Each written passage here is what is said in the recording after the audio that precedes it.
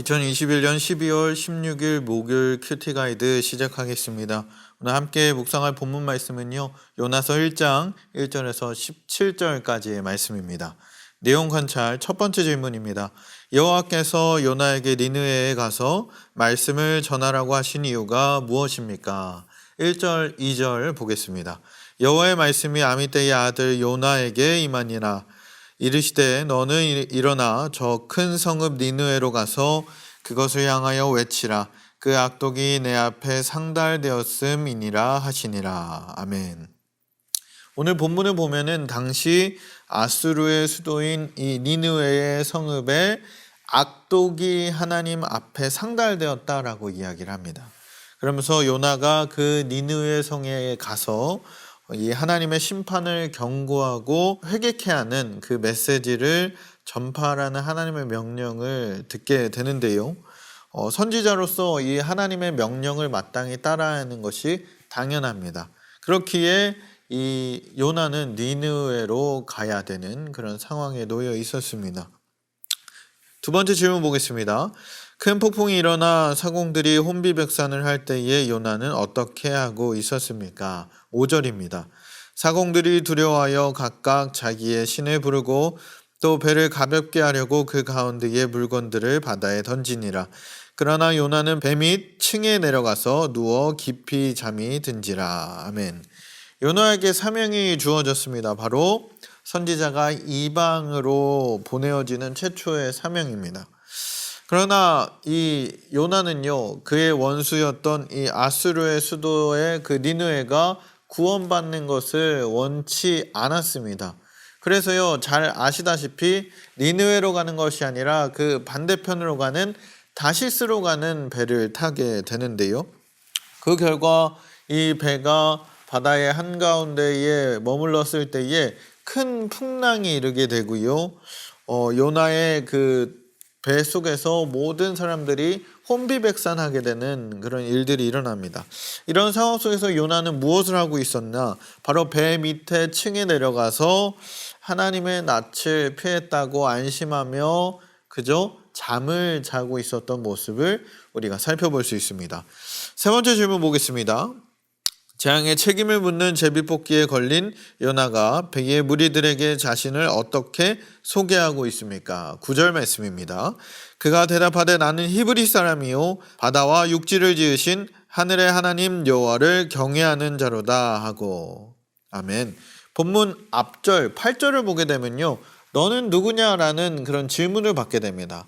거기에 대해서 요나가 솔직하게 대답하는 모습인데요, 자신의 국적을 잘 밝히고 있어요. 나는 히브리인이다 라고 이야기하고 있고요, 자신의 믿는 그 신앙의 대상도 밝히고 있는데요, 바다와 육지를 지으신 하늘의 하나님 여호와를 경외하는 자로다 라고 이야기하고 있습니다.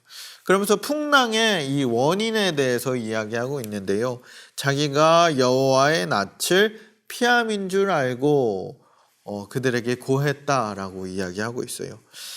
요나는요, 자신이 하나님의 낯을 피해서 니느웨로 갔어야 함에도 불구하고 다시스로 갔기에 하나님이 이러한 풍랑을 내리셨다라고 솔직하게 고백하는 것을 보게 됩니다. 연구와 묵상 보겠습니다. 여호와께서 다시스로 도망하는 요나를 돌이키기 위해 취하신 방법에 어떤 것들이 사용되었는지 묵상해 봅시다. 하나님께서요, 다시스로 도망하는 이 요나를 돌이키기 위해 여러 가지 방법을 취하셨는데요. 첫 번째로 큰 폭풍을 일으키셨습니다. 4절 말씀 보겠습니다. 여호와께서 큰 바람을 바다 위에 내리심에 바다 가운데 큰 폭풍이 일어나 배가 거의 깨지게 된지라. 하나님은 어떤 분이십니까? 천지를 주관하시는 하나님이셔요. 풍랑을 일으켜서 요나가 탄 배에 일어나게 하셨습니다. 이것들은 일반스러운 그런 현상이 아니라요, 하나님께서 섭리하신 초자연적인 역사임을 본문을 통해서 볼 수가 있어요. 왜요? 그 선원들조차 이 현상에 대해서 예상하지 못했기 때문입니다. 둘째로요, 요나로 하여금 제비를 뽑히게 하셨어요. 7절을 보게 되면 그들이 서로 이르되 자 우리가 제비를 뽑아 이 재앙이 누구로 말미암아 우리에게 임하였나 알아보자 하고 곧 제비를 뽑으니 제비가 요나에게 뽑힌지라. 제비를 뽑히는 과정 속에서 하나님이 주권적으로 일하신 것을 보게 돼요. 당연히 그 제비는요 요나가 뽑게 되어 있었습니다. 그 상황 가운데에 우리 하나님은요 무소부재하신 하나님을 우리는 알아야 돼요. 어느 곳에 계시든지 어느 곳에 있든지 하나님은 계시고 우리를 통치하시는 그런 하나님이십니다. 또 세 번째요, 요나 스스로가 자신이 풍랑의 원인자라는 고백을 하게 하셨습니다. 자신이 풍랑의 원인자임을 알게끔 하셨고 그들에게 고백하게끔 했다는 거예요.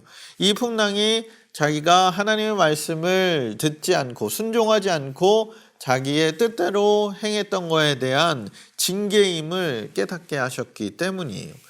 마지막으로 네 번째요, 여호와께서요 이 큰 물고기를 예비하셔서 요나를 삼키게 하셨다 이야기합니다. 17절입니다. 여호와께서 이미 큰 물고기를 예비하사 요나를 삼키게 하셨으므로 요나가 밤낮 3일을 물고기 뱃속에 있으니라. 아멘. 이것은요 바로 죄의 대가를 치르기 위해서입니다. 죄의 대가는 반드시 치른다는 것을 하나님께서는 보여주신 거예요. 물고기 뱃속에서 하나님만이 자신을 살릴 수 있는 분임을 믿고 하나님만 바라보게 하기 위함이었습니다. 회개의 기회를 주시는 거예요. 삶의 적용입니다. 인생의 목적과 계획을 나 중심으로 설계하고 있지는 않습니까? 내가 피하고 싶은 다시스는 어디입니까? 순종하기 힘든 하나님의 뜻에 대해 어떤 마음과 태도를 갖기 원하시는지 생각해 봅시다. 우리 사랑하는 성도 여러분, 우리가 인생을 살아가다 보면 인생의 목적과 계획을 세우게 됩니다. 근데 이러한 인생의 목적과 계획들을요, 우리의 생각대로 세우기 쉽다는 거예요. 내가 하나님의 계획과 그 하나님의 뜻을 묻기 전에 그저 우리의 마음대로 우리의 생각대로 그렇게 살아갈 때가 정말 많이 있습니다. 내가 하나님의 그 계획과 뜻을 피하고 싶은 그 다시스는요 이 세상에는 없습니다. 우리는 반드시 그것들을 기억해야 돼요. 하나님의 뜻에 맞춰 순종할 수 있는 마음이 우리 성도 여러분들 가운데 있길 소망합니다. 하나님께서는요 책망하시기도 하시고 징계하시기도 하시지만 그것들을 통하여 돌이킬 기회, 회개할 기회를 주신다는 것을 우리는 기억하며 살아야 할 줄 믿습니다.